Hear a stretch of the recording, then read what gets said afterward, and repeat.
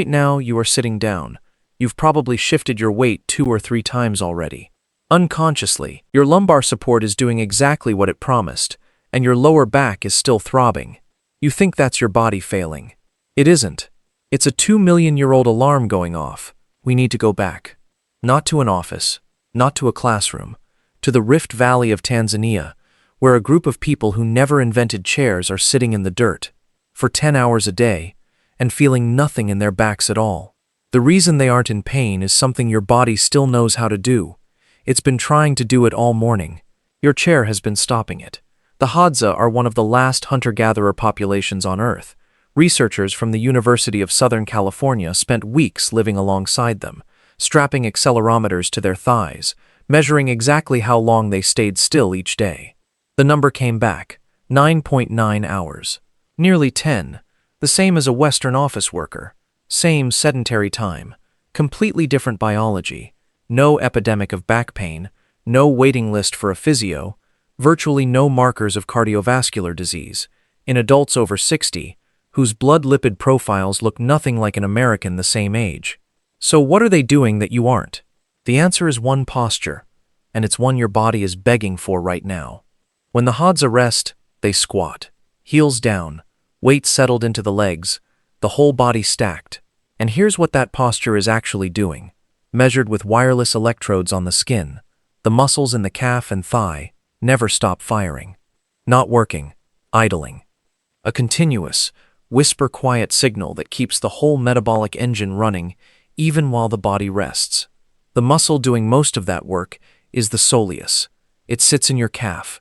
It makes up roughly 1% of your entire body mass, smaller than your fist. About 88% of its fibers are slow twitch, meaning they were built for exactly this. Long, low-effort, continuous load-bearing. A separate team at the University of Houston found that isolated activation of the soleus, just that one muscle firing steadily, drops blood sugar by more than half after a meal and pulls fat out of the bloodstream. 1% of your body mass. Running the metabolic engine your chair just turned off.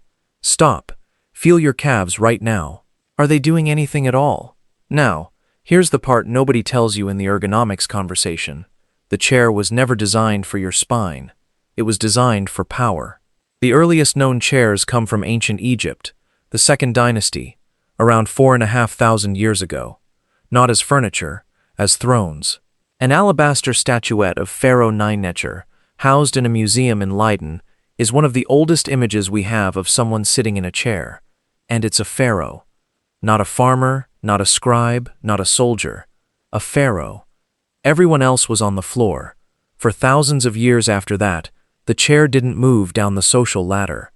A chair from around 1450 BC, one of the oldest surviving non-royal Egyptian chairs, was made of ebony and ivory. That wasn't furniture. That was a declaration. In ancient Egypt, the chair was a throne. And thrones weren't for comfort. They were for power. The pharaoh sat. Everyone else folded down into the earth. The same posture your body is asking for right now. Then we gave everyone a throne, and that's when the epidemic started.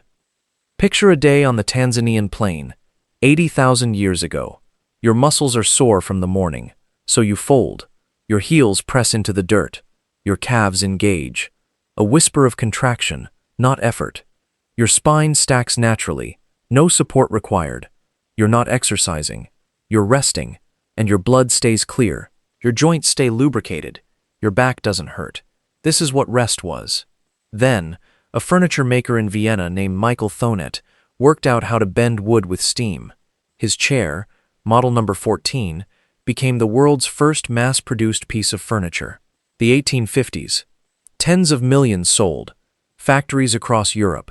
Chairs on ships. Chairs in cafes. Chairs on trains. For the first time in human history, the throne became a commodity. Everyone got one, and nobody noticed what we were giving up to sit in it. Through the Renaissance, chairs had spread slowly. Merchant class, then clergy, then the wealthy. But they were still luxury items. The Industrial Revolution didn't just make chairs cheaper, it made them the default, the normal posture, the thing you do when you stop. And 2 million years of evolution, of squatting, kneeling, hunkering, compressed into a century of seats. Here's the thing your ergonomic chair is actually doing. It isn't supporting you, it's replacing you. The passive structures, your pelvis, your lumbar discs, are now holding a load that your muscles were designed to hold. And muscles that aren't used begin to forget what they're for. The soleus goes quiet, the calf stops firing, the idle signal drops to zero.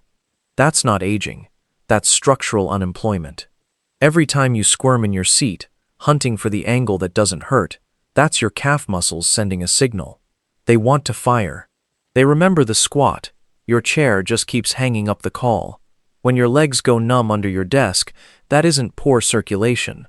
That's your body going into standby mode, waiting to be used again. There's a straight line from the Rift Valley to this moment. 2 million years of a body that was never meant to be held in place. That was meant to fold and settle and idle and move, constantly and quietly, in small signals the size of 1% of your mass. Then 6,000 years of a chair that was supposed to mean you'd made it, that you'd risen, that you no longer had to sit in the dirt with everyone else. We spent thousands of years fighting to get up off the dirt. We had no idea the dirt was the only thing holding us together.